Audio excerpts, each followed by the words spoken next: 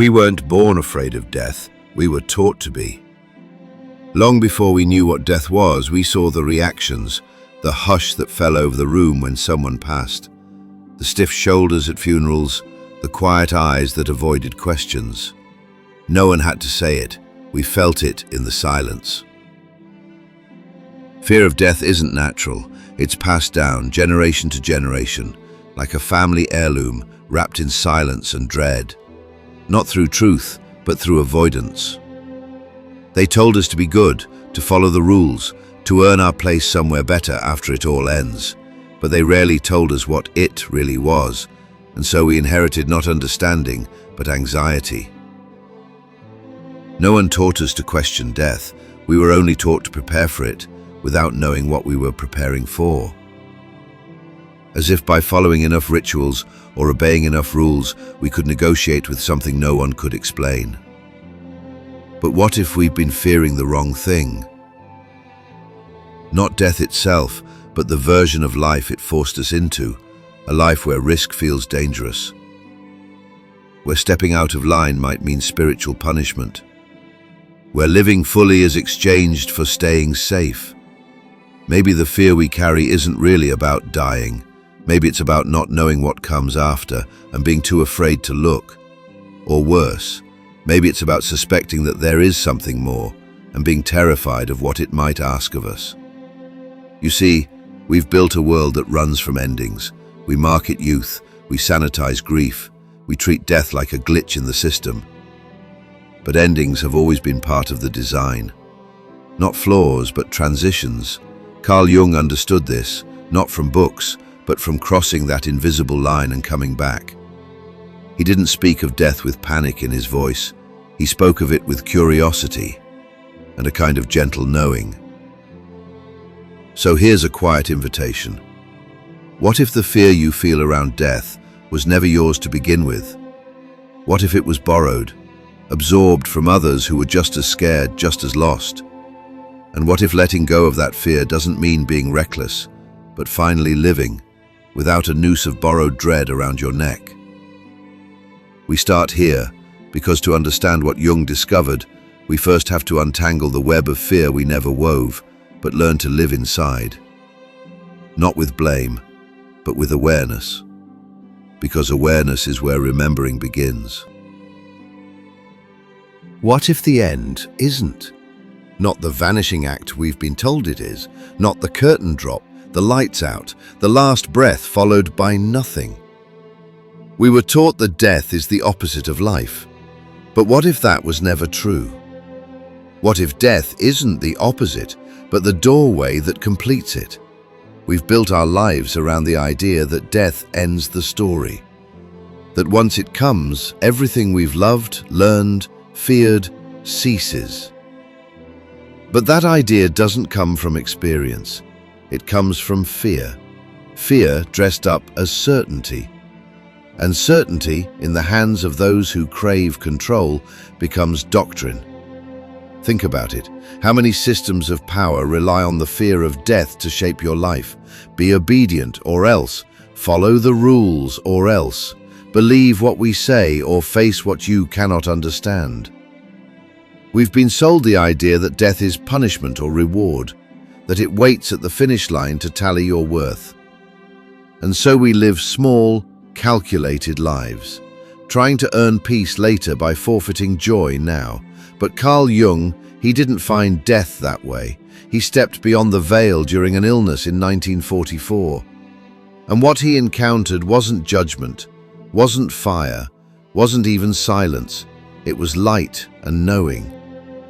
Not knowledge like facts and figures, but the kind that doesn't need explanation, the kind that feels like remembering something you've always known.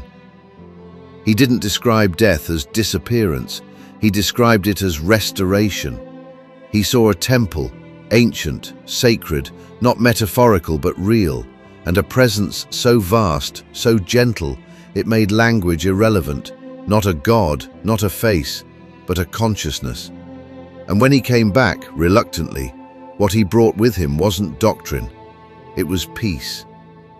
Jung didn't return to tell us what to believe, he returned to tell us what we'd forgotten, that we are not ending, we are unfolding, that the fear of death is not truth, it's conditioning, and that beneath that conditioning, something in you already knows that you continue. So here's the question we rarely ask. If death is not the end, then what have we been living for? To avoid loss, to win time, or to remember who we were before we forgot? Because if death doesn't erase you, then perhaps your story didn't start with birth, and it won't stop with a stone. In 1944, Carl Jung nearly died. Not metaphorically, not spiritually. He came as close to crossing over as a human can, without staying. And what he found on the other side wasn't a dream. It wasn't a myth stitched together by culture or craving. It was clarity. He described leaving his body not as floating, not as drifting, but as stepping beyond the veil, consciously. There was no confusion, only a sense of returning to something that had always been waiting. He looked down at the earth, not figuratively, but literally. He watched it recede, not as a loss, but as a shift in perspective. The noise faded, the roles dissolved. The name, the history, even the people he loved, gentled into distance. Not from detachment, but from understanding. There, in that other place, time didn't tick. It breathed. He saw a temple. Not one built by hands, but by something older than time. It stood at the center of awareness, and around it there was nothing, and yet everything. No beings, no gods, but a presence, a knowing, so vast it couldn't be approached, only felt. Jung said it wasn't like seeing something new. It was like remembering what had always been true. And in that presence, the questions disappeared, because the answers were never apart from us. There was no I, no separation. There was only being. This wasn't heaven. It wasn't punishment or paradise. It was truth, so unfiltered, so complete, it could only be experienced through silence. And when he returned, pulled back into his body like a diver surfacing too soon, it hurt. Not physically, spiritually, because he had touched what was real, and now had to live again in the illusion of separation. Everything felt heavier. The body, the mind, the world. He spoke of it later not to impress, but to awaken. Because what he encountered wasn't reserved for mystics or the enlightened. It's something buried in all of us, that moment when time stops, when silence says more than words ever could. When you hear music and it makes you cry for no reason at all, that's the memory of where you came from, and where you will return. Jung's crossing wasn't about death. It was about life without distortion, and when he came back, he brought a message that most of us still haven't heard. You are not your story. You are not your job, your wounds, your name. You are not the roles you perform or the fears you carry. You are the awareness that watches, the witness, the stillness beneath the storm. And you were never meant to vanish, only to remember. Carl Jung didn't believe the soul belonged to the body. He believed the body belonged to the soul. That changes everything. We grow up thinking the soul is something inside us, delicate, hidden, like a candle flickering in the dark. But Jung saw it differently. The soul isn't a part of you, it's the whole of you. The body is the mask, the soul is the face. And when the body dies, the soul doesn't vanish. It remembers. It remembers where it came from. It remembers who it's been.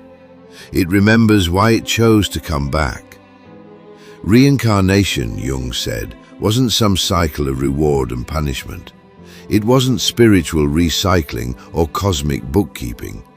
It was a continuation, a deep inner movement toward wholeness. Not everyone returns, he believed. And those who do, don't come back because they have to. They return because there is still something to feel, something to learn, something to understand, not with the mind but with presence. You've probably felt it, that strange familiarity with a place you've never been, that connection with someone you've only just met, the moment when grief crashes over you and you don't know why. Maybe it's not random, maybe it's not just emotion, maybe it's memory, not of this life but of something deeper, of something unfinished. The soul remembers more than we're allowed to speak of. It carries echoes, it carries patterns, it carries a longing to become whole, not just in one life, but across lifetimes. And it keeps returning, not to repeat, but to evolve. That's the difference. You're not circling the same path over and over. You're spiraling upward through experience, heartbreak, discovery, love, and loss. And every time the soul returns, it brings a little more of itself back into the light. Reincarnation isn't about escaping the past. It's about integrating it, not rejecting what was, but finally understanding it. And maybe that's why you're here now, not by accident, not by default, but because something in you, something old and wise, chose this moment, chose this body, chose this life. Not because it would be easy, but because there's something here your soul still wants to feel, to remember, to heal. You weren't sent back as punishment. You came back as possibility.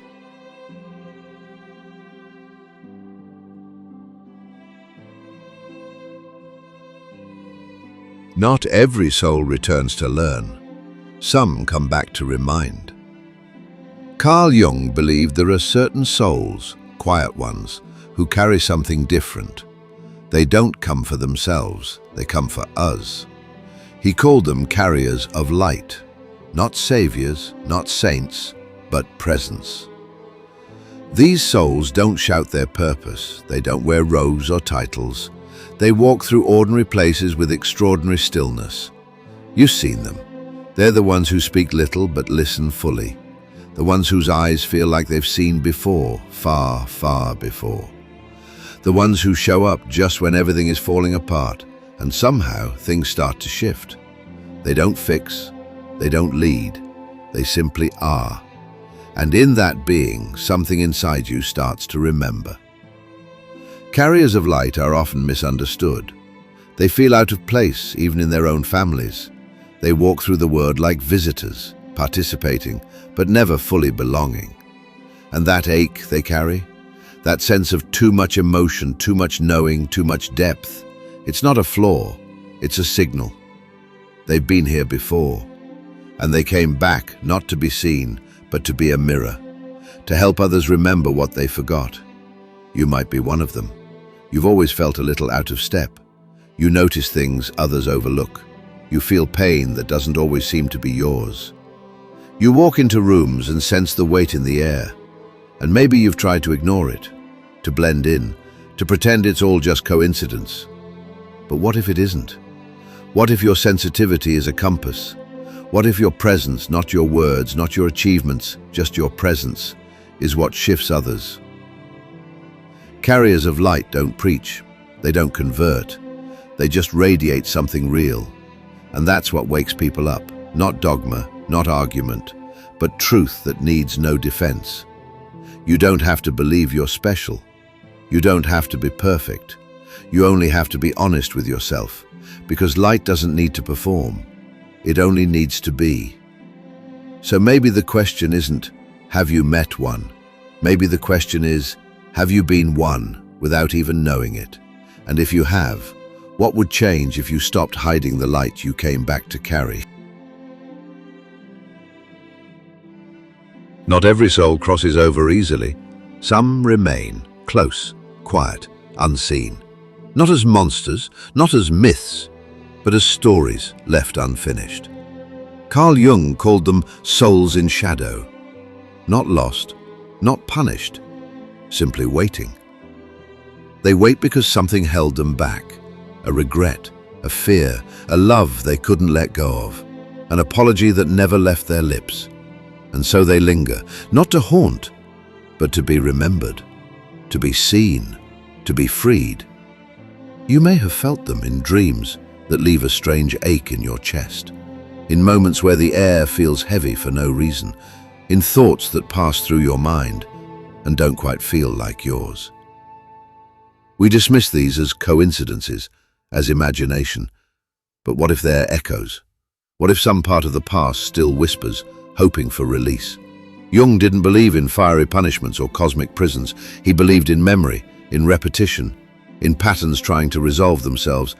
And he believed healing didn't only happen for the living. It could ripple backward, through generations, through families, through the spaces where souls are still waiting. It doesn't take grand rituals. It doesn't take words spoken aloud. It takes presence, a willingness to see what has been ignored, a quiet moment of forgiveness, offered not just to others, but to yourself. Because love, once extended, doesn't obey dimensions. It travels, it soothes, it calls the waiting ones home. Think of all the burdens you carry that aren't fully yours, the fears that seem older than you, the grief that feels too big for one lifetime. Maybe these are threads, woven long ago, still tugging gently for resolution. And maybe, when you choose to heal, you're not just setting yourself free. You're closing chapters that should have ended centuries ago. This isn't mystical sentiment. It's soul-level repair. It's spiritual archaeology. When you sit with your own darkness, without running, without judging, you're doing sacred work. You're telling those lingering souls, you're seen, you're safe, you can rest now. Because the truth is, no soul is ever truly abandoned.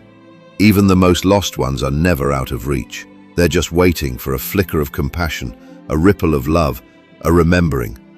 And that remembering begins with you.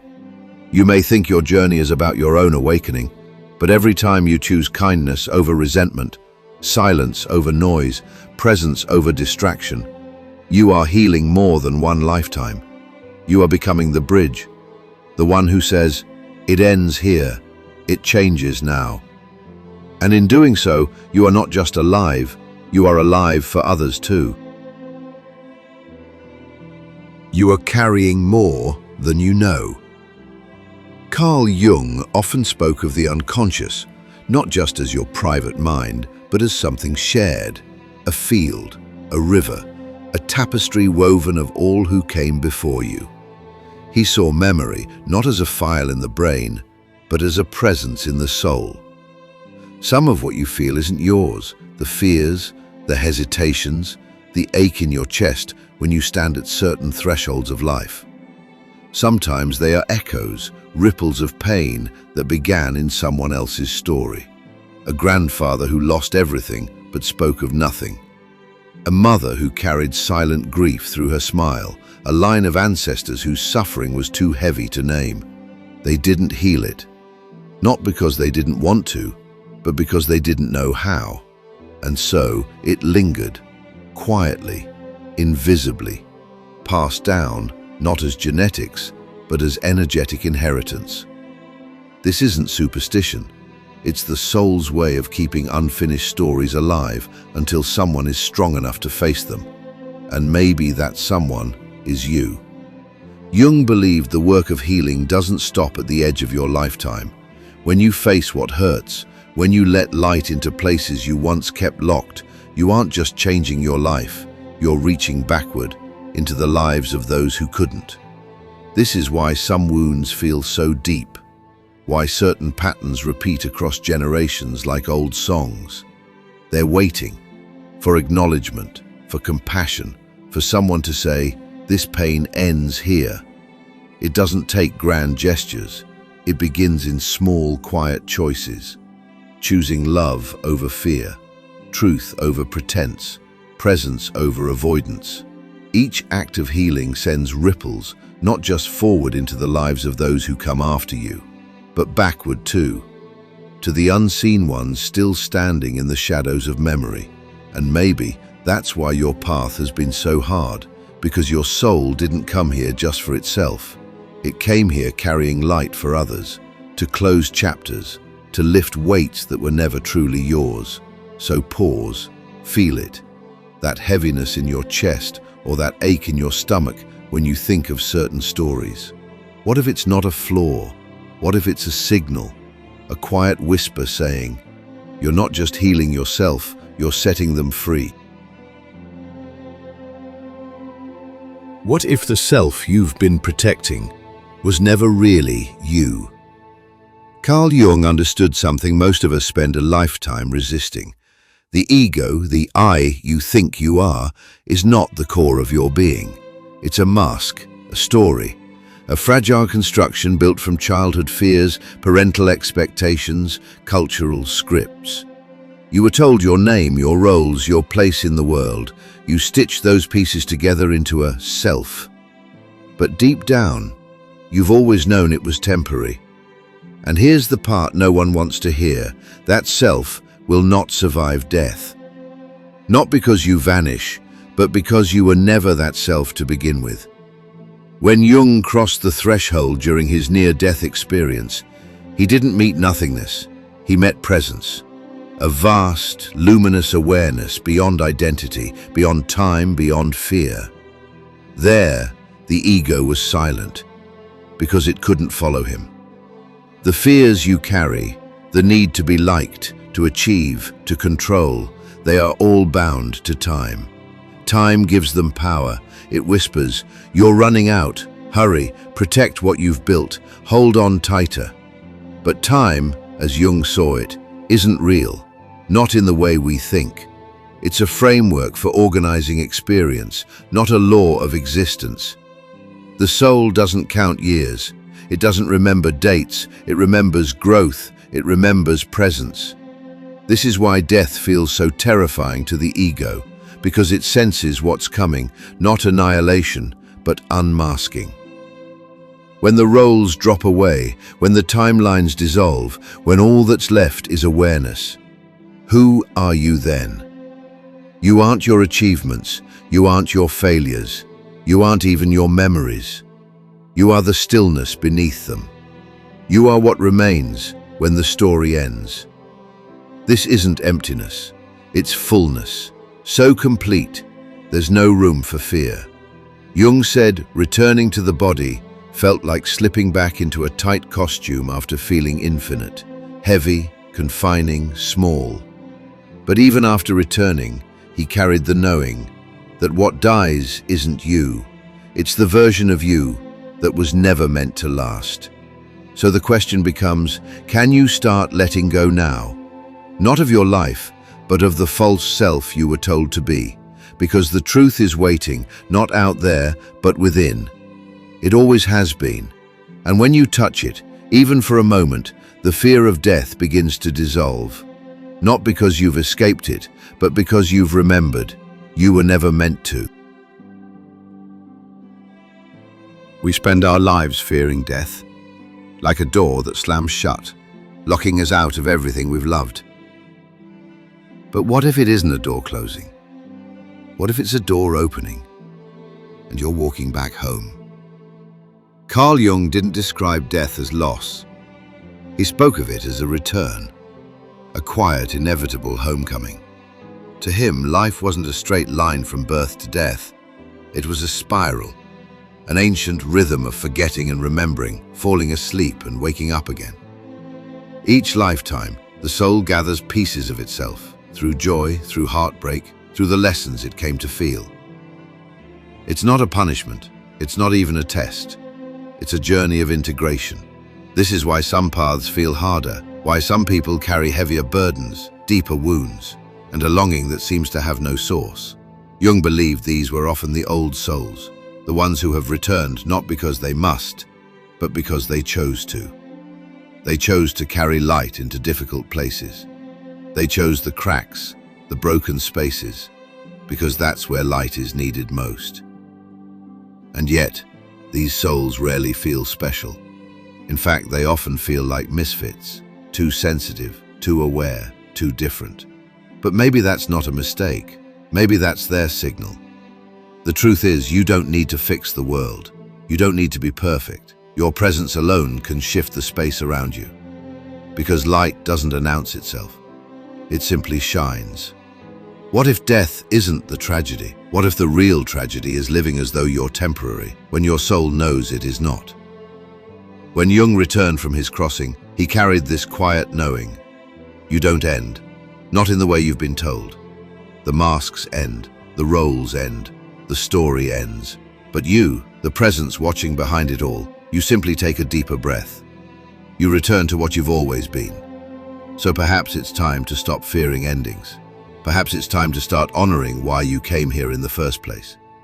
Not to survive, not to conform, but to awaken, to remember, to live so fully, so honestly, that when the return comes, you meet it not with fear, but with recognition.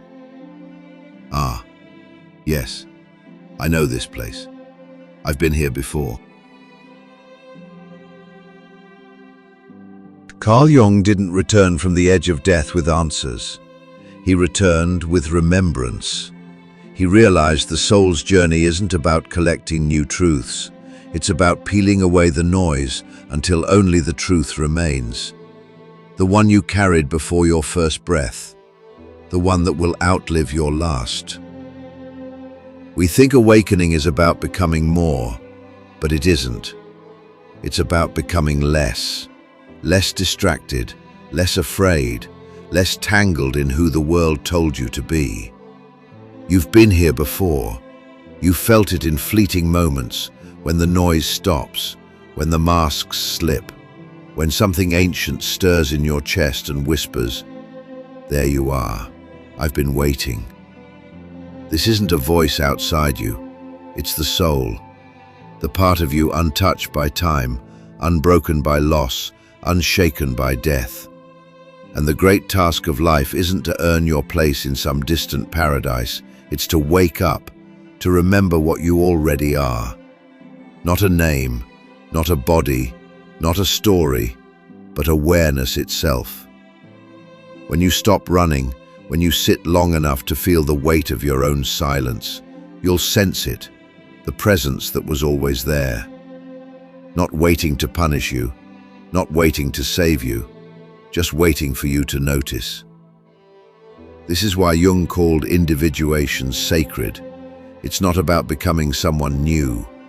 It's about dissolving into who you've always been. And when you do, the fear of death softens, not because you're escaping mortality, but because you're no longer confusing the mask for the face. The soul doesn't fear endings. It understands them. It knows that what dies was never really you. It was the roles, the timelines, the illusions of separation. When all of that falls away, what's left? Presence, light, home. And maybe, just maybe, this changes how you live. You stop measuring your worth by time and achievement. You stop gripping life so tightly out of fear it could be taken. Instead, you breathe. You speak your truth. You love deeply, not as though it's your last chance, but as though love itself is eternal.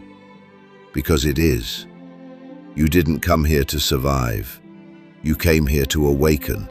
And when the return comes, it won't feel like an ending. It will feel like recognition.